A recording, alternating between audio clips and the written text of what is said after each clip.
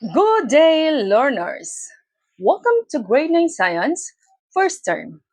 Today, we will explore Lesson 3, the Law of Interaction.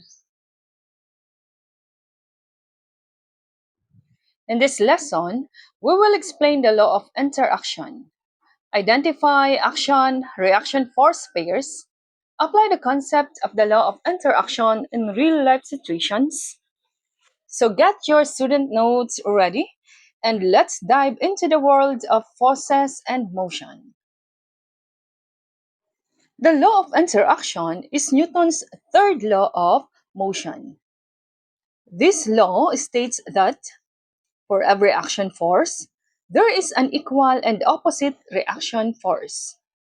This means that whenever one object pushes, pulls, or exerts a force on another object, the second object exerts an equal force back in the opposite direction.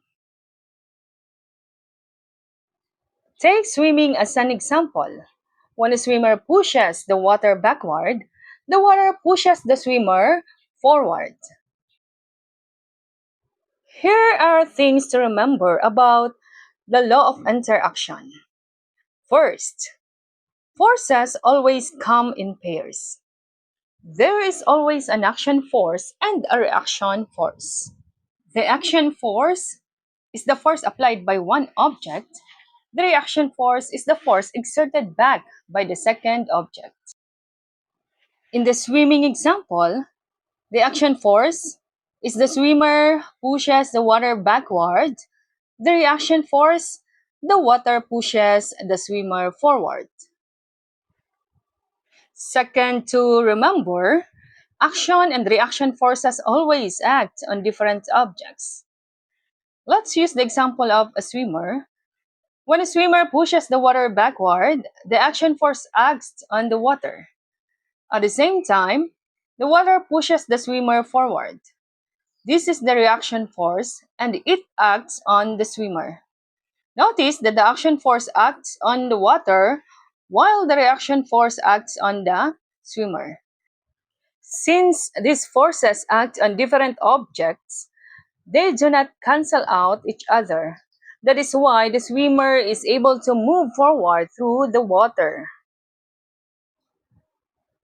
Another important characteristic of action and reaction forces is that they are equal in size or magnitude. This means that whenever one object exerts a force on another object, the second object exerts a force of the same strength back on the first object. For example, if a swimmer pushes the water backward with a force of 15 newtons, the water pushes the swimmer forward with the force of 50 newtons as well. Another point to remember, the action and reaction forces are opposite directions. In our swimming example, when a swimmer pushes the water backward, the water pushes the swimmer forward. The forces have the same strength or magnitude, but they act in opposite directions. So this equal and opposite force is what helps the swimmer move through the water. So remember, action and reaction forces are always equal in magnitude and opposite in direction. Another thing, action and reaction happen at the same time. Action and reaction happen together. There is no waiting time. As soon as one force happens, the other force happens instantly. Now let's look at some examples to better understand action and reaction forces. First, when a person walks forward, what action force is exerted and what reaction force causes the person to move? So when you walk, your foot pushes the ground backward. The ground then pushes your foot forward. That push allows you to move. Second, now let's look at another example of Newton's third law of motion, or rocket launch. What are the action and reaction forces involved when a rocket launches? The action force is the rocket pushing hot gases downward out of its engines. The reaction force is the gases pushing the rocket upward. According to Newton's third law, these forces are equal in magnitude and opposite in direction. As the rocket pushes the gases downward, the gases push the rocket upward with the same amount of force. This action-reaction force pair allows the rocket to lift off and travel through space. So the action, rocket pushes gases downward, and the reaction, gases push the rocket upward. Third example, how does Newton's third law of motion explain how a bird is able to fly? According to Newton's third law, for every action force, there is an equal and opposite reaction force.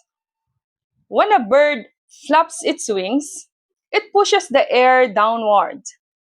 This is the action force. In response, the air pushes the bird upward. This is the reaction force.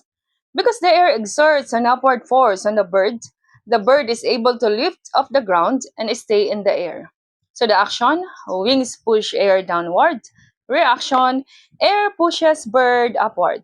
This action-reaction force pair helps the bird fly. As a summary, always remember that action and reaction forces always occur in pairs. You cannot have one without the other. Are equal in magnitude. Both action and reaction forces have the same strength. Action and reaction forces act in opposite direction. If one force pushes in one direction, the other pushes in the opposite direction. And forces act on different objects. Action force acts on one object, while the reaction force acts on another object. These are the key characteristics of action and reaction forces described by Newton's third law of motion. Now let's see what you have learned about the law of interaction or Newton's third law of motion. Question number 1. What does Newton's third law state? Letter A, force equals mass times acceleration. Letter B, energy cannot be created or destroyed. Letter C, objects remain at rest unless acted upon by a force.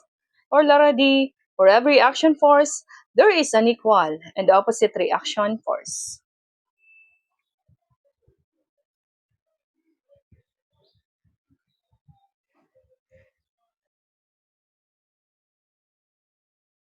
The correct answer is letter D.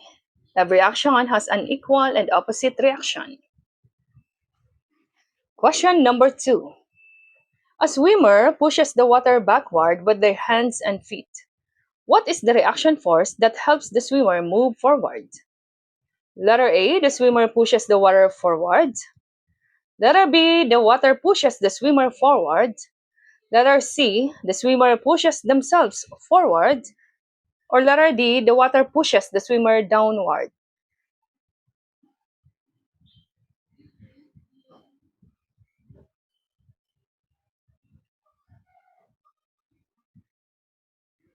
The correct answer is letter B, the water pushes the swimmer forward. Question number 3. Why do action and reaction forces not cancel each other? Letter A, they are unequal. Letter B, they act on different times. Letter C, they act on different objects. Or letter D, they move in the same direction.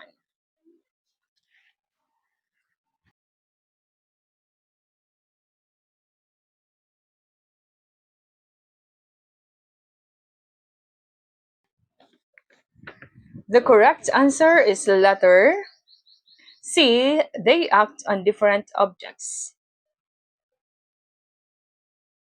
A student pushes a wall but the wall does not move. Which statement is correct? Letter A, the student's force disappears. Letter B, the wall does not exert force back. Letter C, action force is greater than reaction force. Or letter D, The wall exerts an equal force back on the student.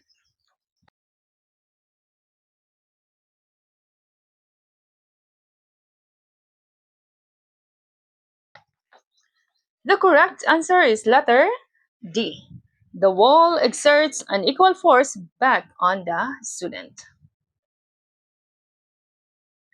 Action and reaction forces happen letter A only in space, letter B at the same time, letter C one after another, letter D only during motion.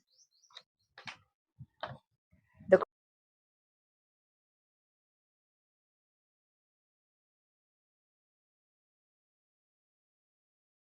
correct answer is letter B at the same time.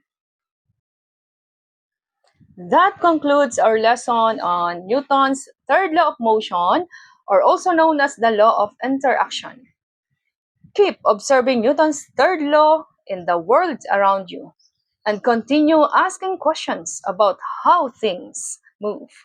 Goodbye, everyone. Thank you very much.